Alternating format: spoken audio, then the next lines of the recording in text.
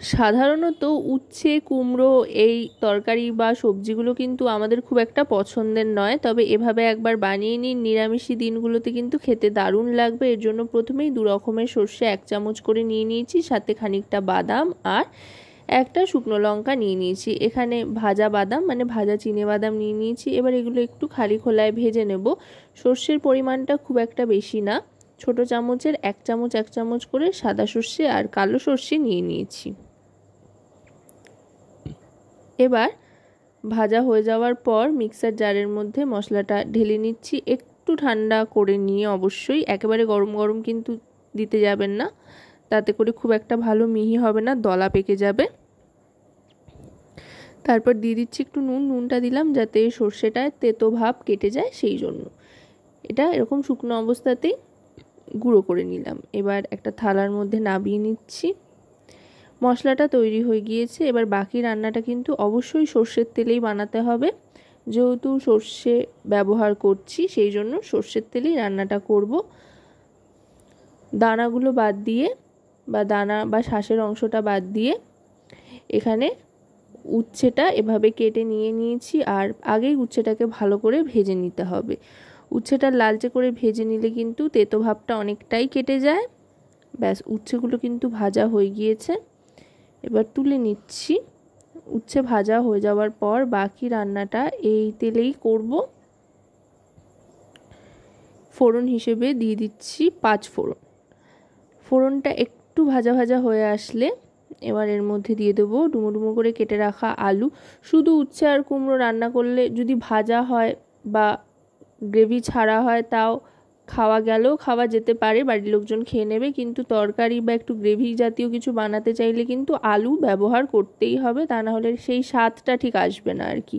তাই আলুটা একটু লালচে করে ভেজে আদা গ্রেট করে দিয়ে দিয়েছি। তারপরে দিয়ে দিচ্ছি একই রকমভাবে ডুমো ডুমো করে কেটে রাখা কুমড়ো।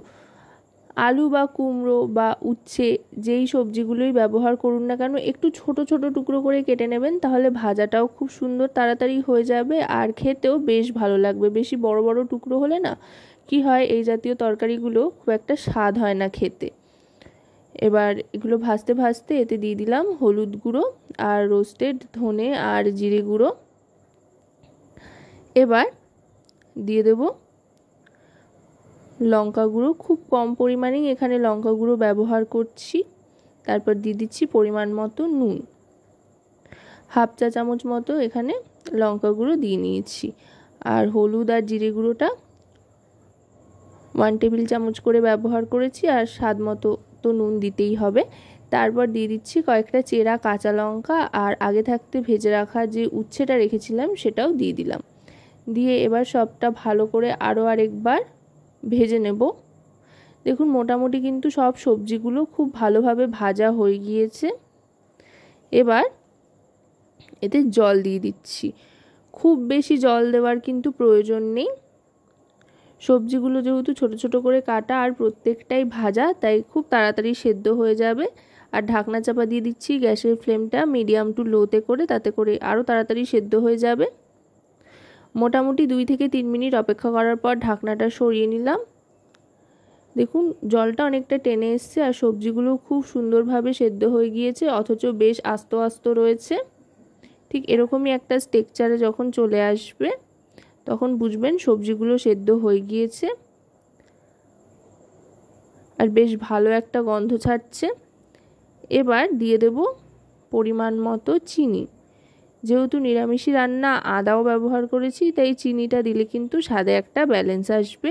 আর এই জাতীয় তরকারি ভাতের সাথে সাথে রুটি লুচি পরোটার সাথেও খেতে বেশ ভালো লাগে। এবার দিয়ে দিলাম সেই মশলাটা, যেটায় সর্ষে বাদাম আর শুকনো লঙ্কা ছিল। এই মশলাটা দিয়ে ভালো করে মিশিয়ে নিচ্ছি। এটা গোটাটাই দিয়ে দিলাম। মশলাটা দিলে গ্রেভিটা অনেকটাই ঘন বা বেশ গাঢ় গাঢ় একটা ব্যাপার চলে আসবে, একটা মাখো মাখো টেক্সচার আসবে। তারপরে এটা গরম গরম সার্ভ করে দেবো খাওয়ার জন্য। তো আজকের এই রেসিপিটি আপনাদের কেমন লাগলো অবশ্যই কিন্তু কমেন্টের মাধ্যমে জানাবেন।